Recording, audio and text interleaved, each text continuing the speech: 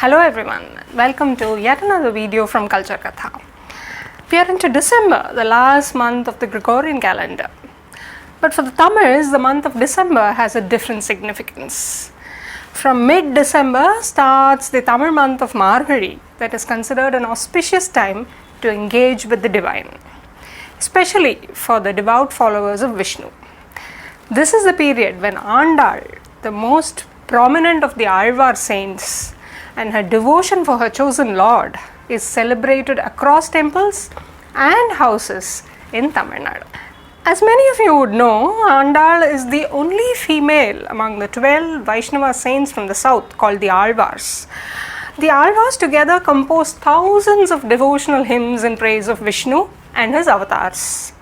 Apart from literary beauty, the Alvar hymns called Pasurams are also known for their emotional devotion that range from paternal love to passionate carnal love. And among the Alvars, Andal is the most celebrated, and so are her two compositions, Tirupavai and Nachiyar Tirumozhi. Both these works are hailed both for their devotion as well as their literary value. So what makes Andal special? Why are her works held up over those of the others? Now there are two ways to know Andal. One is through her works, her poems, and the other is through stories about her that have captured popular imagination. To the Vaishnavites, Andal is an avatar of goddess Bhudevi, the consort of Lord Vishnu, and they hold her up above all the other Alvars because she is the only Alvar saint to have attained the impossible. She became one with her Lord and became his consort. How did that happen? Let's first look at the mythology around Andal. The story goes that one day Vishnu Chittar or Periyalvar, a Brahmin priest serving at the temple of Srivilliputtur in South Tamil Nadu, while picking flowers for the temple deity, found a baby girl lying under a tulsi plant in the temple garden. Periyalvar, who is also one of the Alvars who composed several hymns in praise of Vishnu, adopted the baby girl, named her Kodai, and brought her up as his foster daughter. He taught her the scriptures and imparted her the education that was given only to boys in those days. More importantly, he inculcated the devotion he had for Lord Vishnu in Kodai too. Soon, Kodai grew up to be a young girl who is madly in love with Lord Vishnu.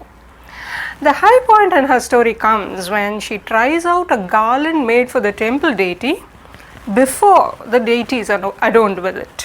When Periyalvar comes to know that Kodai has been sending the garlands to the temple after trying them out on herself first, he is aghast. For him, the thought that he had been presenting something to the god that had already been tested or tasted by a mere mortal was unthinkable. Full of guilt and taking responsibility for Andal's behavior, Periyalvar sought forgiveness to the god. But Lord Vishnu appeared in his dream to reassure him that Kodai's garlands were special for him and that she should continue to try them out on herself first before sending them across to him. Thus, Kodai's love for the Lord kept growing as she grew up. When she attained marriageable age, Periyalvar wanted to find a suitable groom for her. But Kodai refused to offer herself to any mere mortal and decided that she would marry only her Lord and lover, Lord Vishnu. Now, confronted with this impossible demand from his daughter, Periyalvar did not know what to do. Meanwhile, Kodai pined away, yearning for the day when her Lord would come to her. Her composition Nachiyar Tirumozhi includes some beautiful verses where she describes her dream in which she marries Lord Vishnu. In the verses, Kodai describes a grand wedding where the gods from heavens, including Indra, assemble to celebrate the divine union. Aruna Suresh, a very good friend of mine and a trained classical music singer, has sweetly agreed to render a few verses that describe Kodai's grand wedding with Vishnu. A keen music lover, Aruna also performs regularly at temple concerts. Do listen in and enjoy Aruna's majestic rendering of Andal's wedding.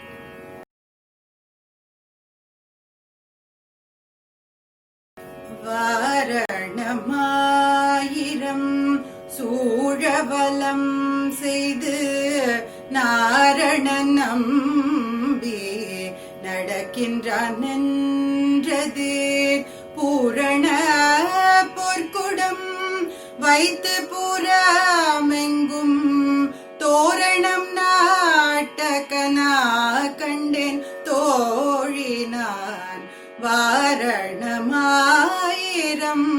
சூழவலம் செய்து நாரணன் நம்பி நடக்கின்றான் என்றதீர் பூரண பொற்குடம் வைத்து புறாமெங்கும் தோரணம் நாட்ட கனா கண்டேன் தோழினான்.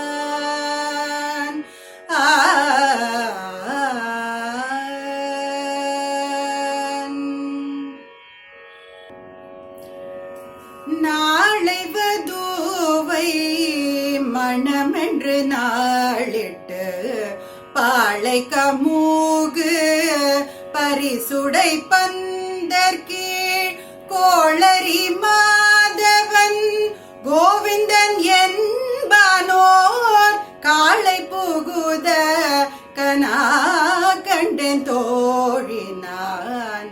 நாளை வதூவை மணமென்று நாளிட்டு பாளை கமூகு பரிசுடை பந்தற்கீழ் கோளரி மாதவன் கோவிந்தன் என்பானோர் காளை புகுத கனா கண்டேன் தோழினான்.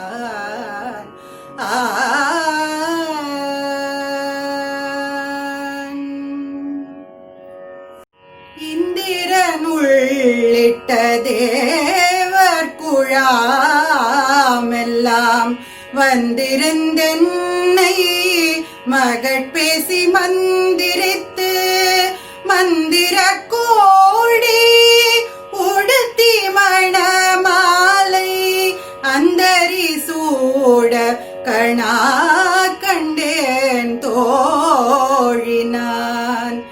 இந்திரன் உள்ளிட்ட தேவர் குழாமெல்லாம் வந்திருந்தென்னை மகட்பேசி மந்திரித்து மந்திர கோடி உடுத்தி மணமாலை அந்தரி சூட கனா கண்டேன் தோழினான்.